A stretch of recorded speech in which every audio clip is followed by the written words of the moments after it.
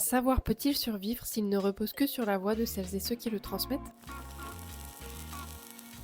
Salut tout le monde! Dans certaines communautés rurales, les savoirs paysans ne sont ni écrits ni formalisés. Comment utilise-t-on la parole pour les transmettre? Chez les Quechua, dans la région de Cusco au Pérou, certaines techniques agricoles sont transmises à travers des chants. L'anthropologue Catherine Allen décrit comment, dans une communauté, les chants rituels appelés aili accompagnent la culture de la coca, mais aussi celle du maïs et de la pomme de terre. Ces chants ne sont pas décoratifs, ils contiennent des indications précises, comment préparer le sol, quel jour semer selon les phases de la lune, ou encore comment interpréter certains signes dans le vent ou la lumière. La transmission repose sur la répétition collective, la performance rituelle et la maîtrise de la langue quechua. Le savoir ne peut être séparé du contexte, il est chanté, vécu, partagé. Chez les Dogons du Mali, la transmission des savoirs agricoles passe par des formes orales codées. Certaines règles, comme l'orientation des sillons, la sélection des semences ou la gestion de l'irrigation, ne sont jamais enseignées de façon directe. Elles sont intégrées à des récits cosmogoniques transmis lors de cérémonies collectives dans une langue dogon complexe et fortement contextualisée. Ce sont des paroles rituelles, difficiles à traduire, qui ne prennent sens que pour celles et ceux qui participent au cycle agricole